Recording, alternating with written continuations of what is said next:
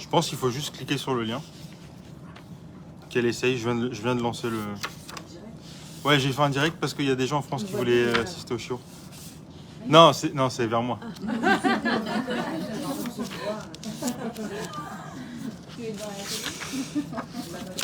Super. Bon, je suis très content que vous soyez là. Je crois que je connais tout le monde. Vous êtes madame ? Ah, vous êtes la femme de... Vous êtes la femme de Ben, c'est ça. Madame Sarfili, je connais. Et vous êtes madame Serbib ? Oui. Ça, je connais. Super. Ma femme Alexandra. Alors, que je tiens à remercier particulièrement pour l'organisation. Et madame Mimoun, qui s'est donnée aussi à fond. Kol hakavod, merci beaucoup. Je suis très content qu'on commence ce soir. Ce soir, c'est la Askara de mon papa. Ça fait 2 ans qu'il est décédé, donc que ce cours soit pour l'élévation de son âme. Et Bemet Bershgara Pratit, je me suis rendu compte cet après-midi que le premier shiur de Tania pour femmes, ça allait être sa date de décès. Donc voilà, les choses sont Bershgara Pratit. Alors, servez-vous, vous pouvez manger, oui. Ah oui, pardon. Alors, Gino Mordechai Ben Yaakov. Et Ilu Nishmato.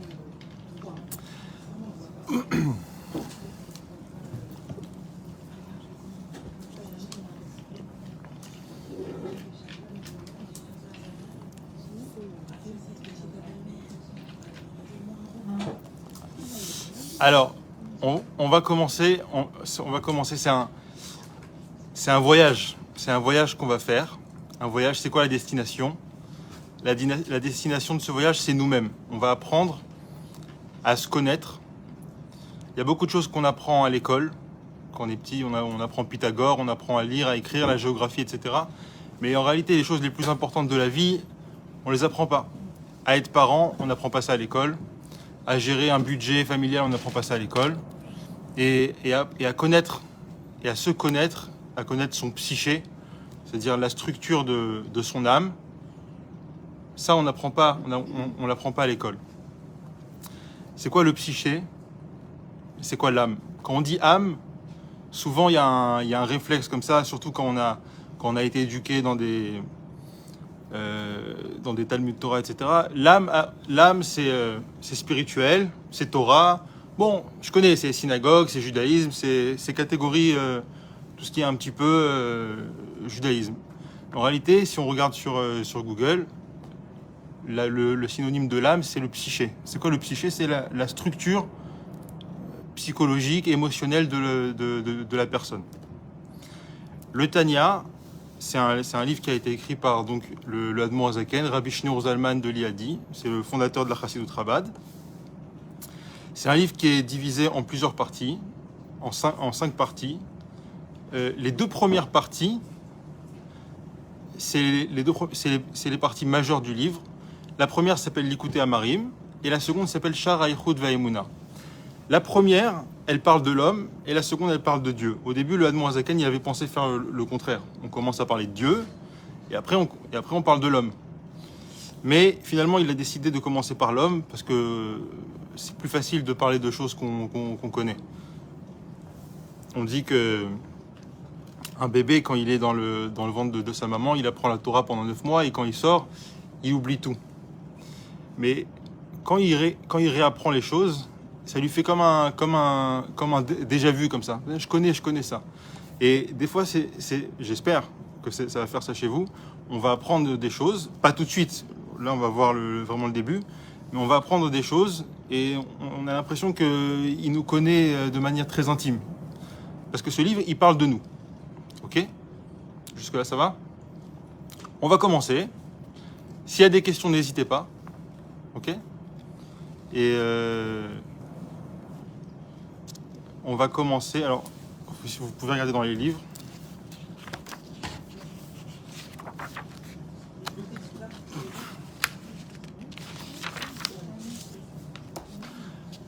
La tradition, c'est que quand on commence à étudier le Tanya, on commence à étudier la page de garde. C'est-à-dire avec le titre, etc. Pourquoi ? Parce que c'est l'auteur du livre qui a rédigé cette page aussi. Donc, la première partie s'appelle Sefer Likutei Amarim. L'écouter à Marim, c'est comme pour dire c'est un recueil. Ah, il te manque un livre? Tiens, il y en a un ici, je crois. Tiens.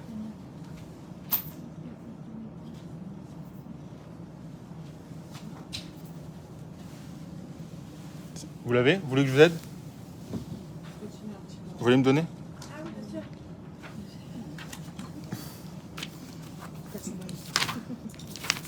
Voilà. Sefer l'écouter à Marim, c'est un recueil qu'on pourrait dire de causerie. En réalité, ça n'a rien d'un recueil, c'est un des livres les plus novateurs du judaïsme. On dit que par humilité, il a appelé ça un recueil. Chelek Rishon, première partie, Anikra Beshem Sefer Shel Beinonim. Il a appelé son livre le livre des Beinonim. Pourquoi Sefer Shel Beinonim? Parce que le héros du livre, on le verra beaucoup plus tard, le héros du livre, c'est un Beinoni. On verra c'est quoi un Beinoni. Mais en tout cas, c'est pas un livre sur les tzadikim, c'est bien sûr pas un livre sur les Rechaïm, c'est un livre sur les Beinonim. Et on verra au fil du temps que ce Beinoni, en réalité, c'est ce qu'on est nous. C'est ce qu'on peut être. Et comme on peut l'être, c'est comme si on l'était déjà.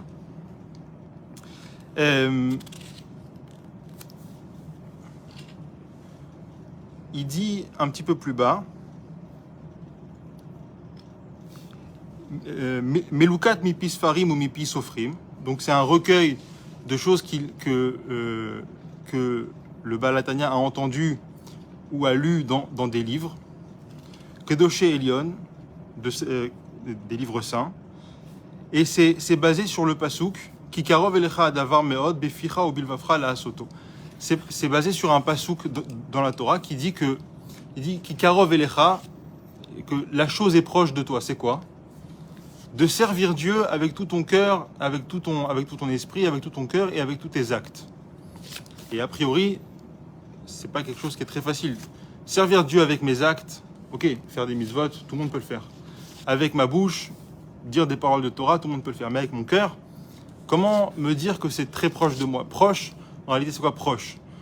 Ça veut dire que ça me concerne. C'est pas quelque chose qui concerne les tzadikim qui habitent dans des grottes, c'est quelque chose qui me concerne. Alors, c'est quoi servir Dieu?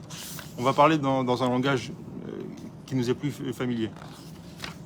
Servir Dieu, c'est être en phase avec ce qu'on est vraiment. Ça veut dire, c'est accomplir sa mission sur Terre. Et ça, c'est quelque chose qui nous est totalement accessible, d'être à 100% investi dans notre mission sur Terre et le faire avec tous nos sentiments et avec toutes nos facultés émotionnelles. Ça va jusque-là? On avance un petit peu, je ne vais pas faire les askamot. On avance, je vais dire de combien de pages. On avance à une page qui s'appelle Akdama.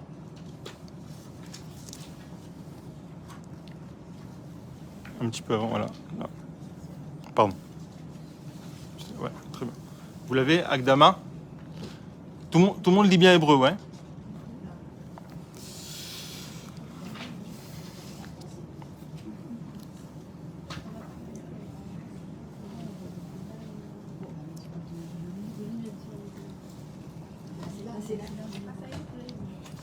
Vous l'avez? Non, vous êtes trop loin, je crois.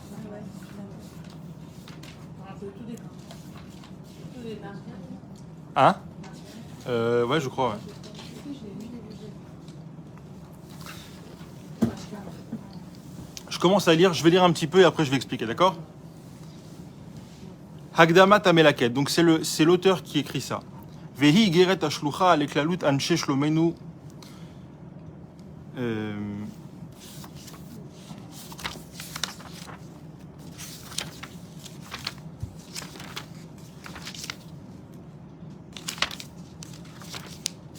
Pardon.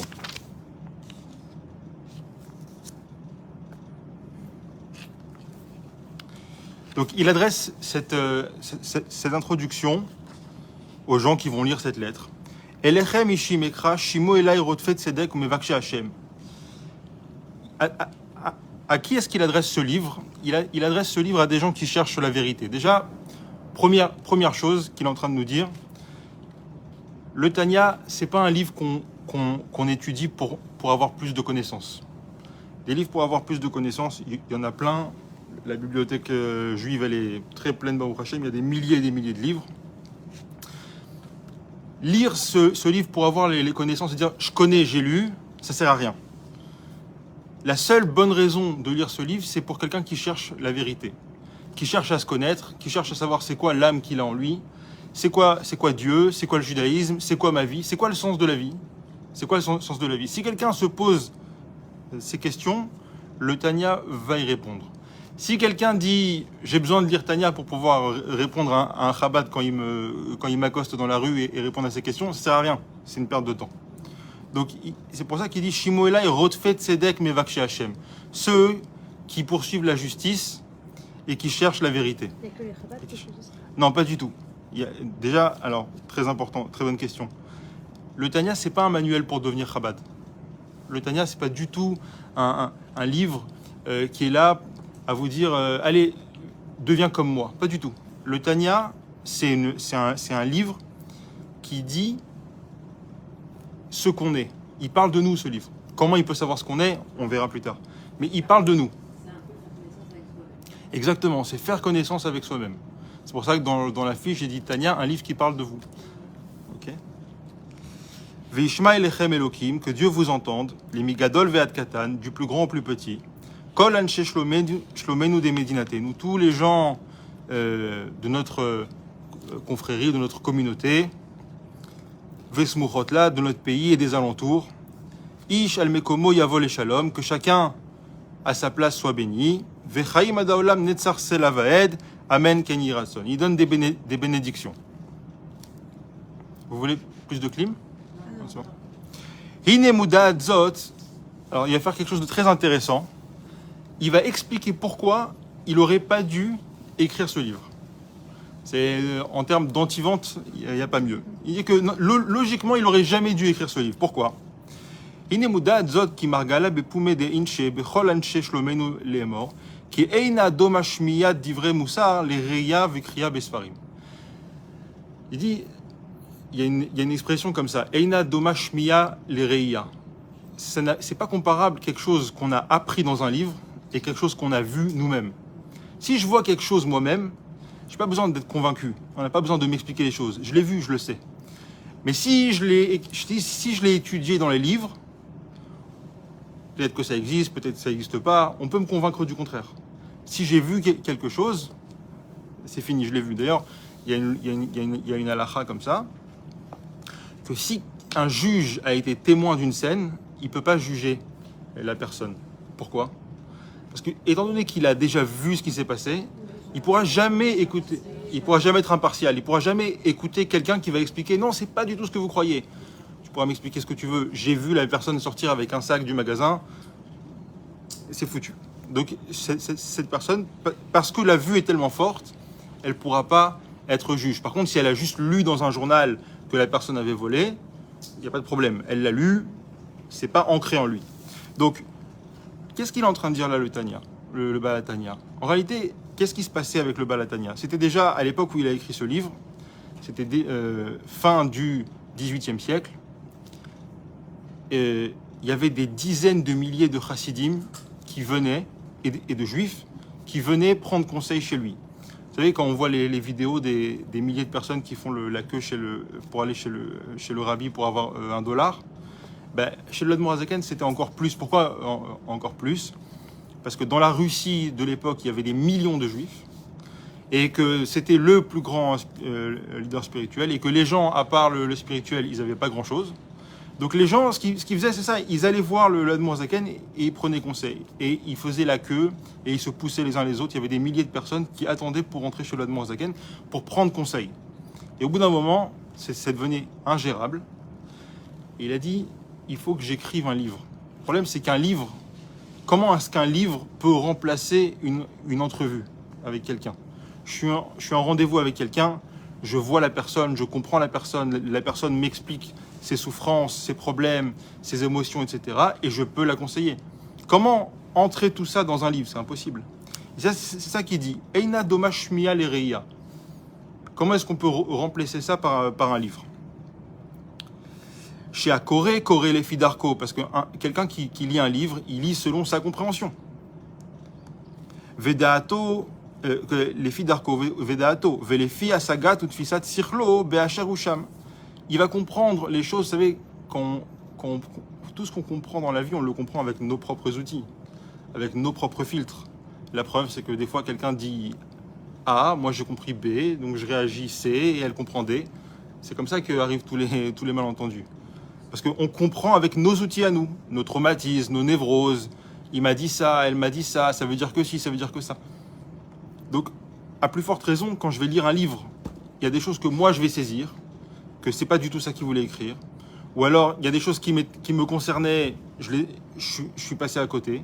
Donc, un livre, a priori, il est en train de dire pourquoi il n'aurait pas dû écrire le livre. Un livre, a priori, ça ne peut pas remplacer un entretien avec le rabbi, avec le rabbi Shneur Zalman. Veim sichlo vedaato mebulbalim ou bechashecha yitalchu beavodat Hashem. Et si il est dans le brouillard, si dans sa vie il est dans le brouillard, il pourra surtout, c'est sûr encore plus qu'il pourra pas trouver. C'est impossible qu'il trouve la lumière dans ce livre-là. Qui est-ce que quand il avait à qui c'est arrivé que des fois dans la vie on est triste, on est perdu, etc. Ah, je vais regarder ce qui a marqué dans le manuel. Être heureux pour les nuls. Tiens, ça va m'aider. Ça marche pas comme ça. Il y a une phrase en anglais qui dit comme ça. Elle dit We don't care how much you know. We want to know how much you care. On s'en fout ce que tu sais. Ce qui nous intéresse, c'est combien ça te touche, combien tu es touché par la chose. Un livre, ça peut pas changer la vie de quelqu'un. Une relation, ça peut changer la vie de quelqu'un. Donc, si la personne elle est dans le brouillard, le livre, ça va pas l'aider. Bekoshi yechol lirot et haor kitov aganus besfarim. Af kimatok haor le naim ou marpel anefesh. Même si le livre, c'est le livre le plus fantastique du monde, lui, il est dans sa situation à lui, il a pas accès à cette lumière. C'est comme je dis, il y a tout, dans le Zohar, il y a tous les secrets du monde. Tiens, ok, les secrets du monde. Moi, j'ai besoin de savoir concrètement comment je vais faire demain pour me lever et comment je vais faire pour finir mon mois, comment je vais faire pour gérer mes enfants, pour avoir la paix dans mon couple, pour avoir une bonne éducation. Donc le Zohar, je sais, ok, il y a tous les secrets dedans, mais ça m'aide pas concrètement. Ou bar minden, et à part ça, ine sifrea yira bnuim alpi sechel enoshi, bevadai einan shavin lechol nefesh. Deuxième argument, il dit, en plus de ça, tous les livres qui sont basés sur l'esprit humain,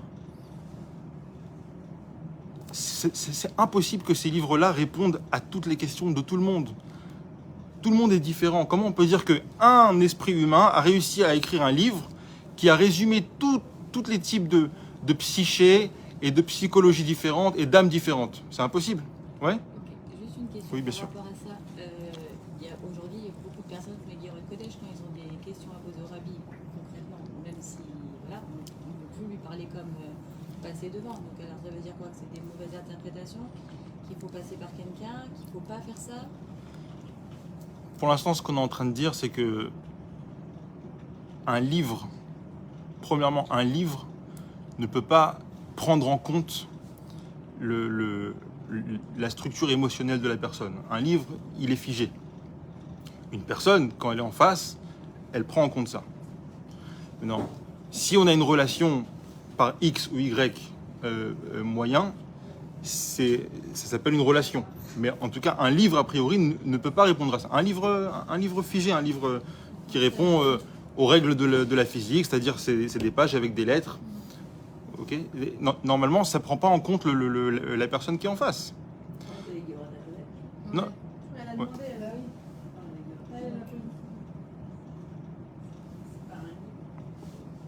Oui, mais ça reste un livre quand même. Parce que C'est la présence de Rabbi. Oui, mais après, à travers, mais après, ça passe pas. Oui, mais justement, c'est pas.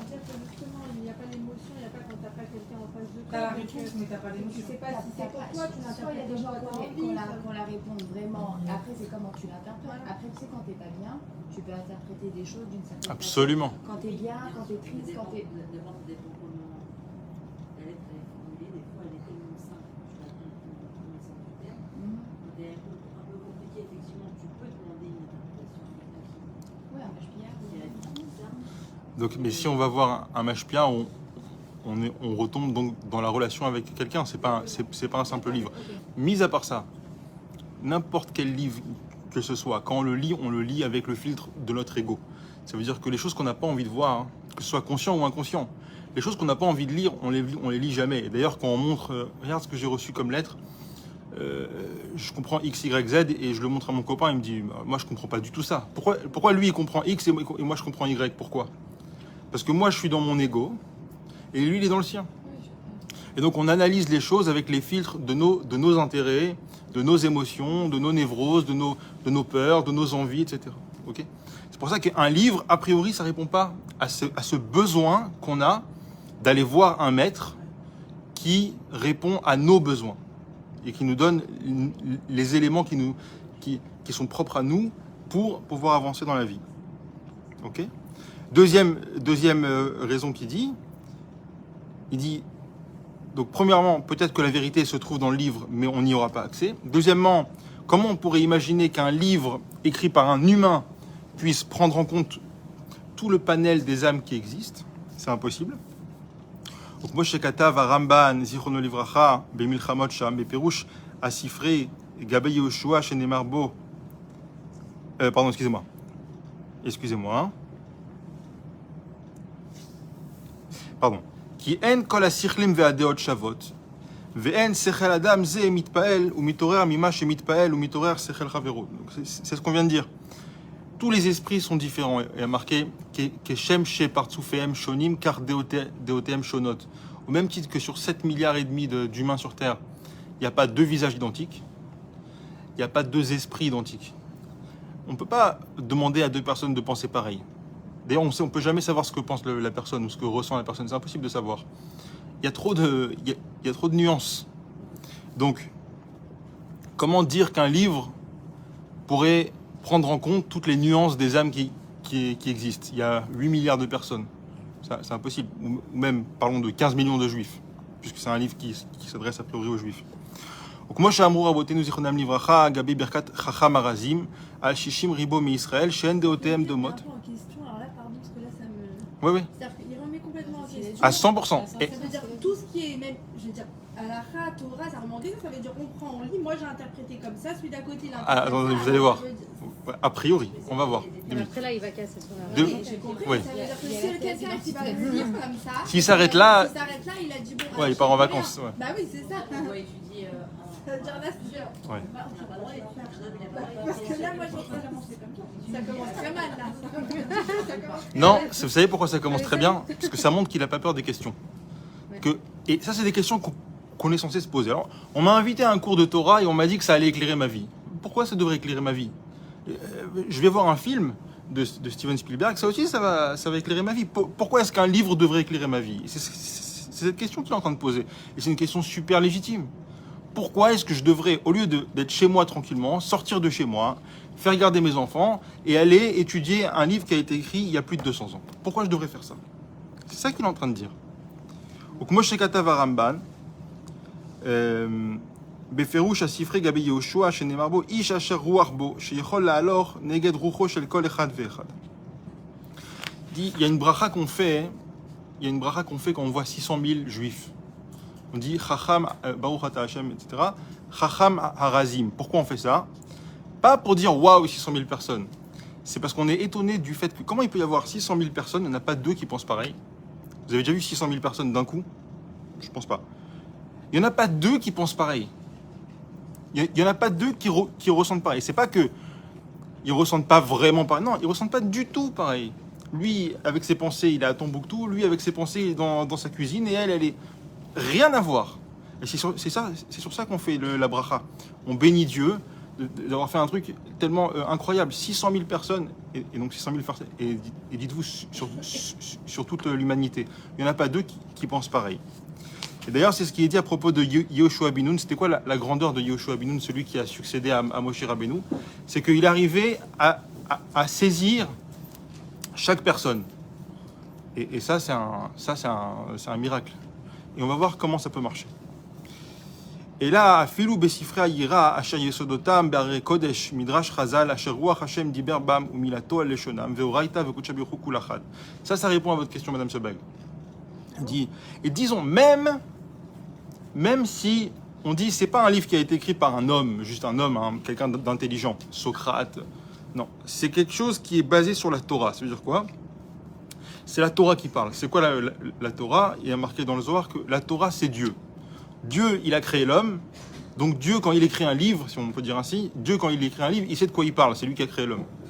On dit, mais même si on dit que ce livre, c'est un livre de Torah, et donc il comprend toutes les nuances d'âme.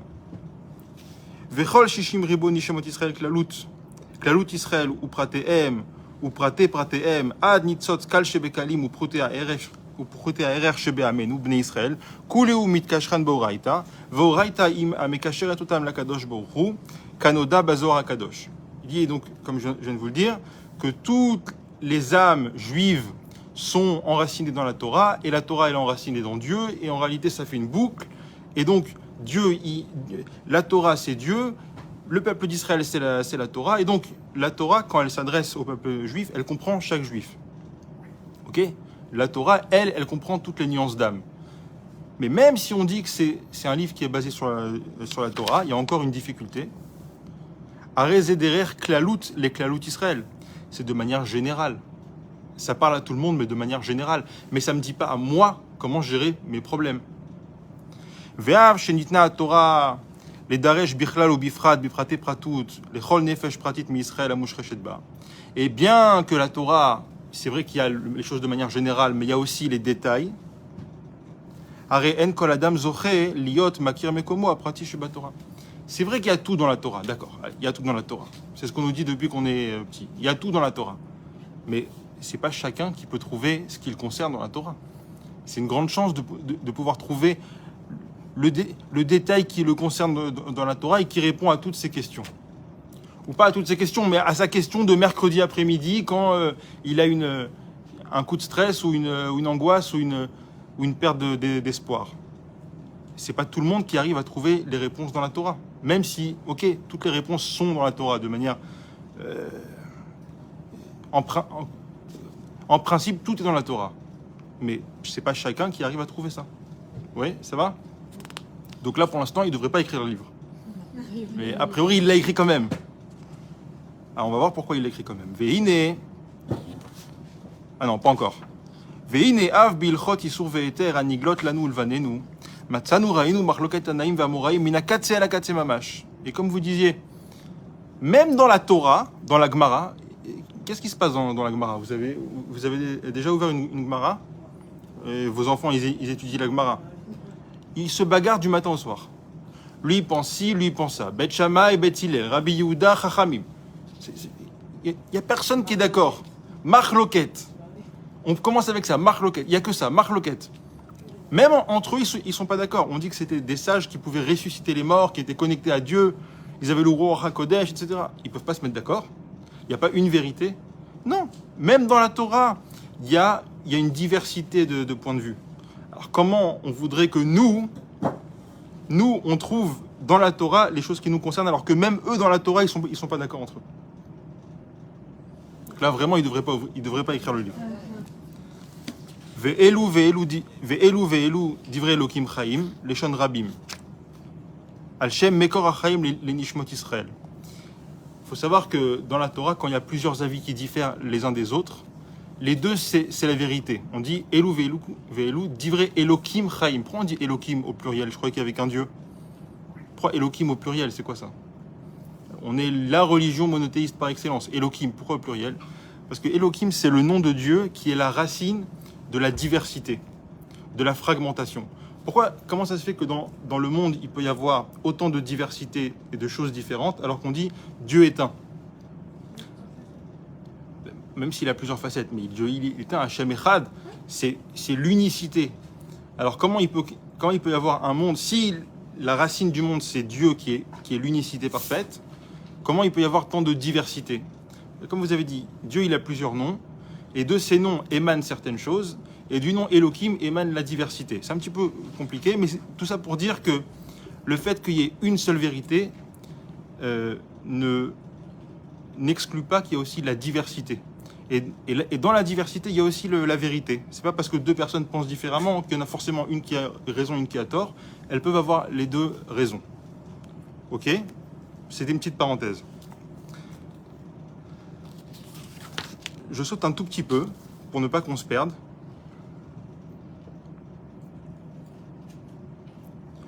Tout ça, ce qu'on vient de dire, la diversité des points de vue, c'est tout ce qui concerne la halakha. Alors, à plus forte raison pour ce qui concerne les choses du cœur. Parce que là, la halakha, c'est des choses très concrètes. Vekol sheken vekal vachomer, un tout petit peu plus bas. Be'anistarot la Hashem Elokeinu, de inun de chilu rechimu, de vemocha veliba, hakol chad vechad defum shiuredile, les fum ma de meshaer belibé. Tout ce qu'on a dit, les divergences de points de vue, c'est pour la loi juive. Normalement, la loi juive, c'est des choses très concrètes. On devrait être d'accord. Même là-bas, on n'est pas d'accord. Alors, à plus forte raison pour les choses qui concernent le cœur, les émotions, le cœur, l'amour de Dieu, la crainte de Dieu. Quand on dit l'amour de Dieu, la crainte de Dieu, c'est l'amour de la vie, la crainte de la vie. Ok? Comme Shekatouf Bezor Akadosh à la pasuk Noda Besharim Be'ala. Car chacun est très très différent, et comme c'est écrit dans le Zohar, c'est que en réalité, il n'y a que Dieu qui peut vraiment comprendre la diversité qu'il y a chez les gens. Dans mon tiroir, j'ai un vieux Science et Vie Junior.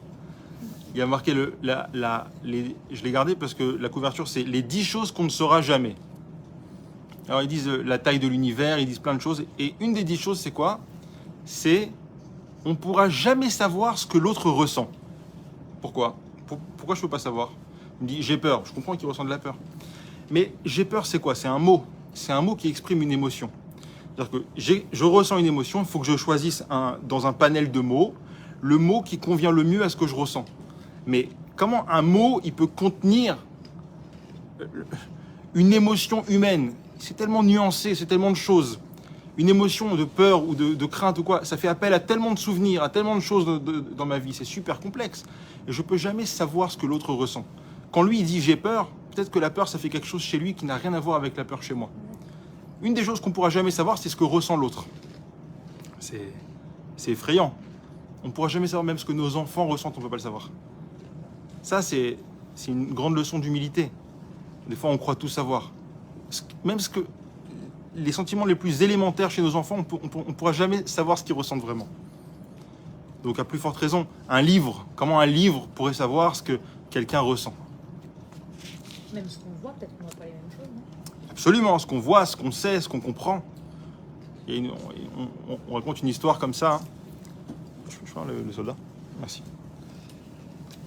On raconte une histoire comme ça. Qu'est-ce qu'il y a? Dites. Non, on a dit qu'on ne peut pas ressentir les sentiments quand même de nos enfants. Ouais. Ça angoisse. Non, ça fait la peine. Ouais. C'est pas d'avoir des enfants. Ah ouais. On raconte pour imager un petit peu cette. Il y avait un grand scientifique. Quoi? Manger autre chose. Ma femme a fait plein de trucs à manger. Madame Imoun a amené aussi. Il y a des quiches. C'est du grignotage, genre t'as pas faim, mais tu grignotes. La salade, elle est super. Servez-vous.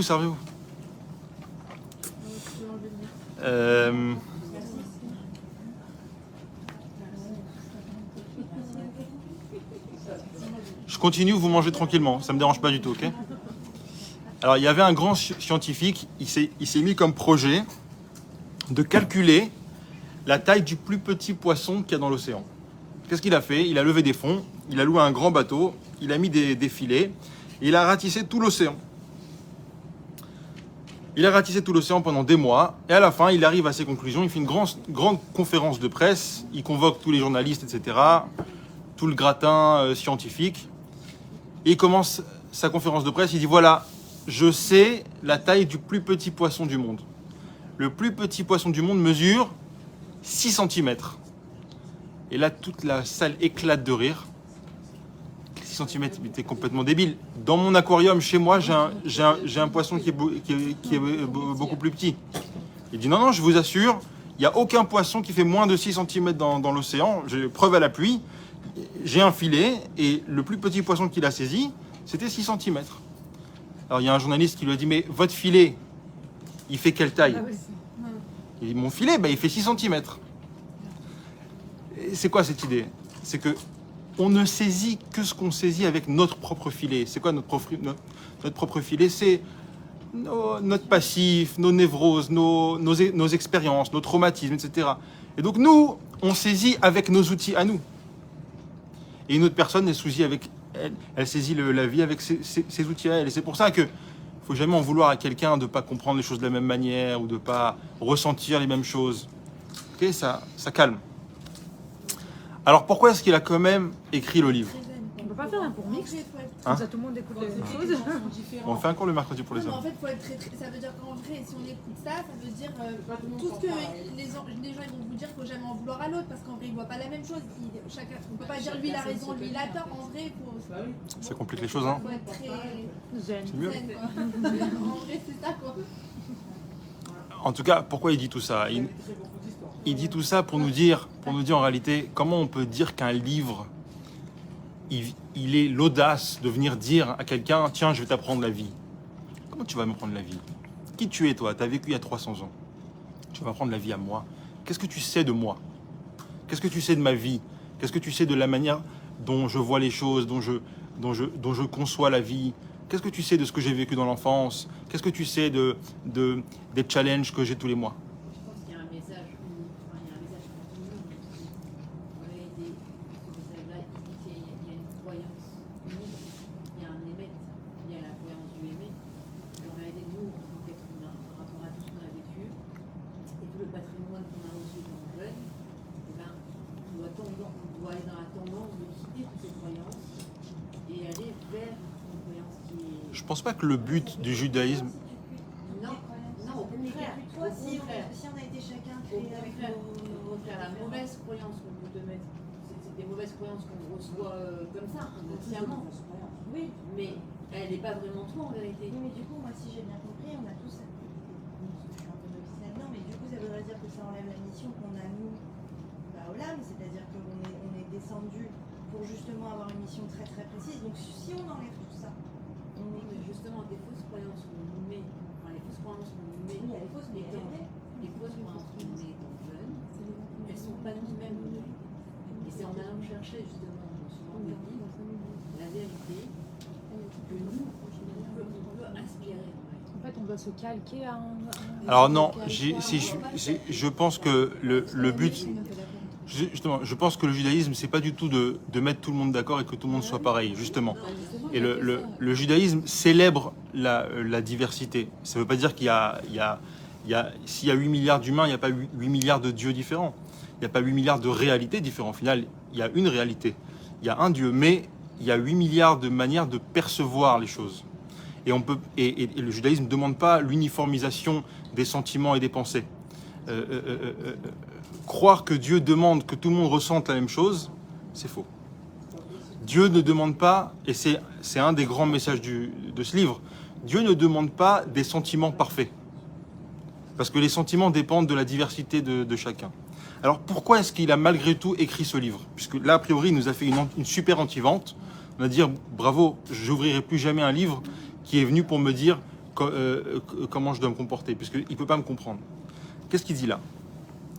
Ach, beyodai ou mekirai ka'amina. Il s'agit, je m'adresse à des gens que je connais. À des gens que je connais. Hem kol echad ve'echad mi'anshe shlomenu shebemedinatenu usmuchot la. Il s'agit de tous les gens de notre confrérie, c'est-à-dire de notre communauté, de notre pays et les alentours. Asher haya adibur shel chiba matsui benenu. Et ça, c'est une des phrases les plus importantes. Asher haya adibur shel chiba matsui benenu. Il y a eu des conversations, il y a eu un lien d'amour entre nous. Il y a eu un lien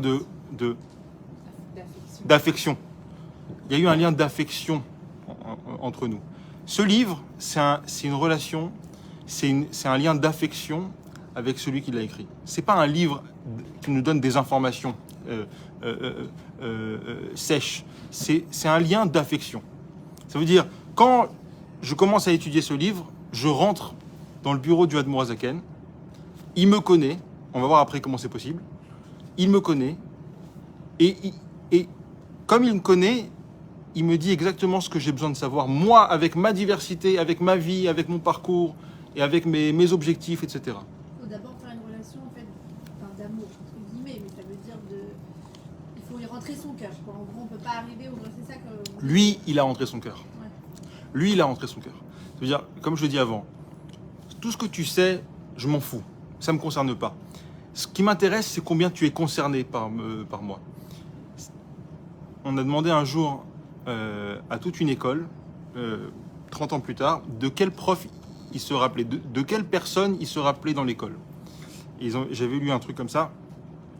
Il y a toute une école qui a dit, moi je me rappelle de la femme de ménage, c'était une yéménite, et à chaque fois qu'on avait un coup de blues, ou un coup de tristesse, un coup de stress, machin, on allait la voir et elle s'asseyait avec nous. Tout le monde ne se rappelait que d'elle. Alors qu'il y avait des profs super intelligents, ils avaient beaucoup de savoir, c'était des grands rabbinim, des grands machins, mais ils ne se rappelaient même pas de leur nom. Pourquoi ? Parce que ça ne touchait pas. Ça ne touche pas. On peut avoir 3000 livres à la maison, ça ne va rien changer. S'il n'y a pas un lien d'affection, s'il n'y a pas un lien de confiance, un lien, une relation, ça peut changer la vie. C'est ça qui commence à nous dire. Et les M, Titov Milati, c'est à eux que j'adresse mes mots, ou les Shoni et Sofer, et les mots que j'écris, Bekuntrasim Elou, dans ces feuillets. Anikraim Beshem Likutei Amarim, qui s'appelle Likutei Amarim, Melukatim Mipis Farim ou Mipis Ofrim, qui sont recueillis, encore, on dit que c'est de l'humilité, parce qu'il fait référence ici au Baal Shem Tov et au Maharal de Prague, etc. Mais en réalité, bien sûr que c'est basé sur les enseignements du Maharal de Prague et du Baal Shem Tov, mais chez le Baal Shem Tov et le Maharal de Prague, il n'y avait pas ces choses-là. C'est très novateur. C'est-à-dire, d'un côté, c'est ancré dans la tradition de la Torah à 100%, mais d'un autre côté, c'est la chose la plus novatrice qui existe, et on le verra, Bezrat Hashem. Kedoshé Elion, Nishmatan Edem, Amifursamim Etzlenu. וקצת מהם נרמזין להחכימין באגרות הקודש מרבותינו שבארץ הקודש, תיבנה ותיכונן במהרה בימינו אמן. וקצתם שמעתי מפיהם הקדוש בהיותם פה עמנו. Et certaines choses que je vais écrire dans le livre sont allusionnées dans certains livres de nos maîtres en Israël, etc. וכולם אין תשובות על השאלות רבות אשר שואלים בעצה כל אנשי שלומנו דמדינתנו תמיד, כל אחד לפי ערכו, להשית עצות בנפשם בעבודת השם, je vais traduire. להיות כי אין הזמן גרמה עוד להשיב לכל אחד ואחד על שאלתו בפרטות וגם השכחה מצויה. Et j'ai écrit dans ce livre toutes les réponses aux questions qui m'ont été posées, parce que je ne peux plus recevoir les gens en yéchidout, en entretien. Je peux plus, ça devient ingérable. Et en plus de ça, même quand je réponds aux gens, quand ils sortent, ils oublient ce que je leur dis. Ashichecha Metsuya. Donc tout ça pourquoi ? Pour oublier. Alken, Rashamti, et c'est pour ça, écoutez bien, Rashamti, j'ai écrit Kol Atshuvot al Kol Hasheelot. Dans ce livre, it's a statement, c'est ambitieux. Il a écrit toutes les réponses à toutes les questions. On va voir aussi comment c'est possible une chose pareille. Les mishmeret leot, pour que ce soit gardé. Liot, lechol echad ve'echad, les zikaron beneinav, pour que ce soit gardé et mémorisé. Velo yitrok od leikanes ledaber imi be'echidut, et qui ne se, comment dirais-je, qui viennent pas se faire faire la queue pour rentrer avec moi en rendez-vous, parce que je le recevrai pas. Ki ba'en yimtza margo al nafsho, et là-bas il trouvera l'apaisement pour son âme, ve'etza nechona, et le bon conseil, les chol davar a caché alav be'avodat Hashem, ve'nachon yelibo batour ba'Hashem, gomer ba'adenu. Il dit, et là-bas, il trouvera toutes les questions, à toutes les réponses, et il trouvera l'apaisement de son âme et les bons conseils. Comment ça peut marcher un truc pareil ? Comment on peut dire qu'un livre, il répond à tous les problèmes qu'on a dit précédemment ? Que la personne, elle va pas trouver, même si c'est écrit dans le livre, elle pourra peut-être pas le trouver. Si elle est dans le noir, elle ne pourra pas trouver la lumière. Et même si le livre, il répond à tous les problèmes, mais qui dit qu'il va trouver la solution ? Et en plus de ça, comment on pourrait dire qu'un livre, il prend en compte toutes les nuances de l'âme, etc. Il fait une réponse très simple. Il dit « Je vous connais ». C'est pourquoi je vous connais. Alors, je vais donner 2 exemples. Le premier exemple, c'est que la meilleure manière de s'adresser à plusieurs personnes, c'est de s'adresser au dénominateur commun qu'il y a entre ces personnes-là. Par exemple, si quelqu'un doit avoir une opération, chasvé shalom, lo ala fechad, une opération de, je sais pas quoi, du ventre, peu importe, est-ce que ça lui viendrait à l'esprit de dire « Mais le chirurgien ne me connaît pas, je ne vais pas le laisser m'opérer, je ne le connais même pas ». Ça n'aurait pas de sens, il n'a pas besoin de te connaître. Il connaît ton corps. Mais comment il connaît mon corps? Il ne m'a jamais vu. Mais non, le corps humain, c'est le même pour tout le monde. Donc il connaît le dénominateur commun qu'il y a entre tous les hommes, c'est le corps humain. En tout cas, le dénominateur commun physique. Il n'a pas besoin de te connaître personnellement. Alors là, c'est un peu le même concept. Qu'est-ce qu'il connaît? Qu'est-ce qu'il connaît de moi? Il connaît la structure de l'âme. Âme, traduction, le psyché, la structure psychologique et émotionnelle de l'homme. Il la connaît par cœur. Maintenant, pour ceux que ça serait... Pour ceux... des fois, on a toujours ce petit Yetzirah comme ça. Quand on entend quelque chose d'un scientifique goy, ça a toujours plus d'impact. On dit, ah, s'il l'a dit lui, c'est que... Si Einstein, il a dit... Enfin non, Einstein, il n'était pas goy, mais... si... Mais il n'y en a pas beaucoup. ouais, non, finalement, ouais. Alors... Parce qu'ils parlent sans ses croyances. Oui, c'est vrai, ils n'ont pas d'agenda de croyance. Ils viennent pas pour comment dirais-je, pour vendre, ouais, pour convaincre. Enfin, c'est ce qu'on croit. Un scientifique, c'est censé chercher la réalité. On verra, c'est pas le sujet là, mais on verra que en réalité, tout le monde a un agenda. Tout le monde a une conviction profonde qu'il essaye d'amener et de prouver. Alors, sans trop rentrer dans les détails, le plus grand élève de Freud, il s'appelait Carl Jung. D'ailleurs, c'était son seul élève qui était goy. Et Freud, il l'a nommé successeur parce que justement c'était un goy et que Freud, il était très mal à l'aise avec son judaïsme. Et il voulait pas que la psychanalyse, ça devienne une affaire de juifs. Donc il a choisi, lui, Jung, il était très prometteur, etc. Sauf que Jung, il a complètement trahi Freud. Parce que Freud, toute sa chita, toute sa méthode, c'était de dire que le moteur le plus profond chez l'homme, c'est la libido et l'envie de se reproduire. Alors qu'en réalité, si on creuse un tout petit peu plus profond, on voit qu'il y a beaucoup d'autres choses chez l'homme. Il y a par exemple un grand psychiatre qui s'appelait Frankl. Je ne me rappelle plus de son prénom. Frankl, d'ailleurs, le rabbi, il l'a encouragé à finir ses travaux. Lui, c'était un rescapé de la Shoah et il disait que l'homme, ce qu'il recherche au plus profond de lui, c'est un sens à sa vie. Et c'est ça qui le motive dans sa vie. Jung, lui, qu'est-ce qu'il a trouvé en cherchant dans le psyché humain? Il a trouvé une structure de l'âme. Et il dit, je ne l'ai pas cherché cette structure, mais à chaque fois que je touche le fond du fond chez l'homme, je retombe sur cette même espèce de structure du psyché. Et c'est quelque chose qui a trait à la spiritualité. Je vois là-bas des espèces de signes spirituels, etc. Sans trop rentrer dans les détails. Mais en réalité, il dit exactement la même chose. Il dit que quand on connaît vraiment une personne, et on parle de personnes qui arrivaient à se connecter avec leur inconscient, c'est-à-dire qu'il ouvrait la porte de son inconscient comme nous, on rentre dans notre cuisine. Imaginez-vous, Freud aussi, c'était pareil. Freud, il pouvait communiquer avec son propre inconscient, comme ça. On dit que Carl Jung, pendant une année entière, il a vécu enfermé dans son petit manoir parce qu'il était branché sur son inconscient. Il n'avait pas besoin d'être en mode conscient. Donc, on parle de choses super profondes. En tout cas, lui, pareil, les Havdil, je ne compare pas du tout. Mais des fois, on a besoin de savoir que ça existe aussi dans la science goy pour dire, ok, calme-toi, c'est pas des espèces de croyances, c'est des choses qui existent. Maintenant, la différence, bien sûr qu'il y a une grande différence, c'est que le Admon Azaken, lui, il connaît l'âme juive. Il connaît l'âme juive, et lui, il a creusé un peu plus profond que les autres. Et qu'est-ce qu'il a trouvé tout au fond? Et ça, on le verra beaucoup plus tard, enfin, un petit peu plus tard. Qu'est-ce qu'il a trouvé en creusant tout au fond? Il a trouvé Dieu. Et il a trouvé qu'au fond de chaque juif, il y a une part de Dieu, il y a une étincelle de Dieu. Et ça, c'est pas un message bisounours, de dire allez, t'as une part de Dieu en toi. C'est vraiment ce qu'il a trouvé là-bas. Une fois qu'il a trouvé ça, et qu'il a vu que c'était le dénominateur commun en réalité de tous les juifs, et que la structure était à chaque fois la même s'il y a toutes les nuances, mais la structure est la même, et ben il s'adresse à quoi? Il s'adresse à la structure, il s'adresse à l'âme. Et c'est pour ça qu'il peut dire « je m'adresse à des gens que je connais ». C'est normal qu'il me connaît. Il connaît la structure de mon âme. La structure de mon âme, c'est la même structure que tous les juifs qui existent. Alors pourquoi que les juifs, on va en parler aussi,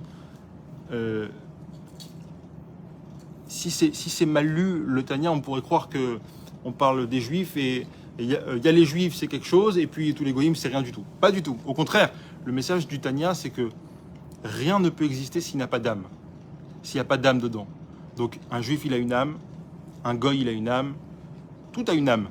Tout a une âme. Mais après, on va parler de différents calibres d'âme, de différentes structures d'âme. Et ça, c'est le début du Tanya. Il va commencer à parler de la structure de l'âme. Et vous allez voir que petit à petit, on va commencer à parler de cette structure. L'âme, ça veut pas dire une étincelle de Dieu à chacun. On va voir. Si, c'est une étincelle divine. Je parle pas pour les juifs. Ouais. Quand on parle d'âme, même chez les autres ou chez d'autres, on parle que chacun il a cette étincelle de Dieu. Il a une étincelle. Donc, ça voudrait Tout. dire qu'il pourrait comprendre n'importe quel dans ce livre. Donc, on veut dire c'est pas que pour les juifs. Tous ceux qui ont une étincelle de Dieu, c'est une structure commune, c'est ça? Il me semble que c'est un livre qui est adressé aux juifs parce que ça traite de l'aspect particulier de l'âme juive. Mais il y a des messages dans ce livre qui concernent tout le monde. Et quand on dit une âme, c'est une étincelle divine. Rien ne peut exister sans étincelle divine. Vous savez, Einstein, quand il a commencé à découvrir la relativité, qu'est-ce qu'il a compris? Il a compris que, en réalité, nous, ce qu'on voit en tant que matériel, en réalité, tout est énergie. Ça veut rien dire matériel. Tout est relatif. Matériel, ça veut rien dire. Ce qu'on croyait qui était immuable, etc., en réalité, tout est immuable, tout bouge, parce que tout est de l'énergie. Et aujourd'hui, avec les atomes, je vois une table, mais si je pouvais savoir ce qu'il y avait vraiment dans la table, c'est des atomes qui bougent à l'intérieur. C'est un boucan pas possible, ça bouge à la vitesse de la lumière. 99% ou je sais pas combien de l'atome, en réalité, c'est du vide. En réalité, c'est pas vraiment du vide, parce que le vide n'existe pas, etc. Donc, ça remet beaucoup de choses en perspective, des choses qu'on pensait... on pensait acquises, en réalité ça remet tout en question et on comprend qu'en réalité rien ne peut exister sans étincelle divine à l'intérieur. Okay, il dit ensuite, c'est presque la fin de l'introduction et on va s'arrêter dans 5-10 minutes. Il dit, il y a une question à laquelle on n'a pas répondu. Ok, ce livre il prend en compte la structure de l'âme, donc il concerne tout le monde. Mais on n'a pas répondu au problème que, ok, très bien, ça me concerne, génial, j'ai le livre à la maison, mais qu'est-ce que je fais avec si je ne sais pas lire? On avait cette question, alors il dit comme ça. Celui qui n'arrive pas à saisir les choses qui le concernent dans ce livre,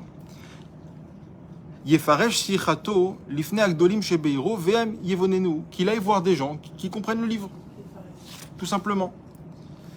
Et à ces gens qui savent expliquer le livre, je m'adresse.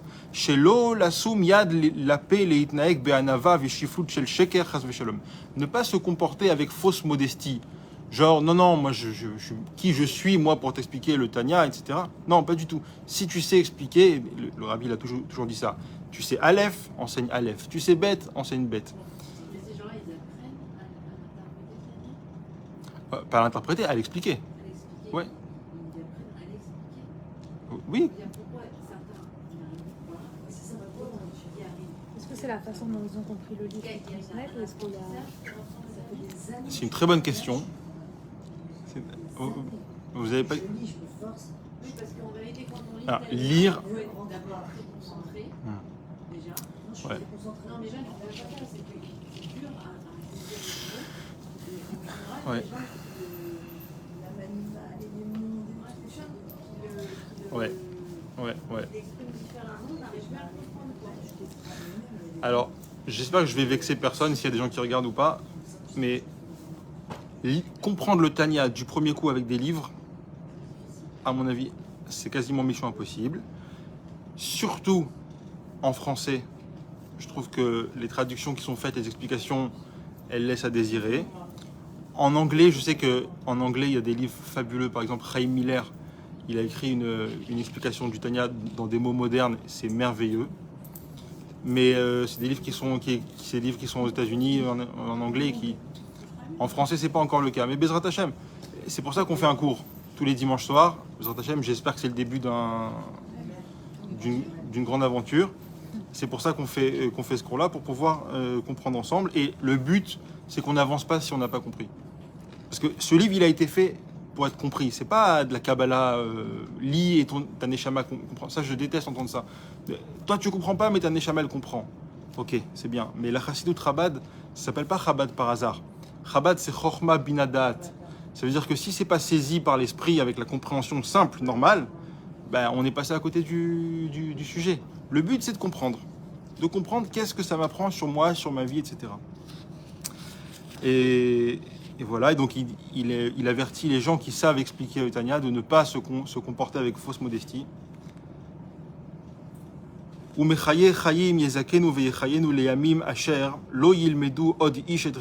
Bezrat Hashem, que Dieu nous bénisse de connaître des jours où on n'aura plus besoin de s'enseigner les uns les autres. Pourquoi ? Parce que Kikulam Yidu Oti, parce que tout le monde aura accès à la sagesse divine. Kimalea Haaretz Dea et Hashem Choule. Amen Keni Ratson. Car le jour où Bezrat Hashem il y aura la délivrance, le monde sera rempli de la connaissance de Dieu. C'est les derniers mots qu'il y a écrits dans le Rambam. Kimelea Haaretz Dea et Hashem Kamaim Layam Mechasim. Que le monde sera rempli de la connaissance de Dieu comme la mer est couverte d'eau. Et voilà pour aujourd'hui. On a fait l'introduction du Tanya. On a quasiment fini. Et Bezrat Hashem, le prochain cours. La semaine prochaine, c'est Rosh Hashanah. Donc il n'y aura pas cours, mais donc du coup, ni la semaine d'après, ce sera Kippour, j'imagine. Kippour, c'est mardi. Alors Bezrat Hashem, la semaine prochaine, il n'y aura pas cours. La semaine d'après, on essaiera de faire cours. Et on commencera le premier chapitre du Tanya. Et on commencera donc ce voyage vers la structure de l'âme. Et Bezrat Hashem, j'espère que ça va vous plaire. Voilà. Kol hakavod.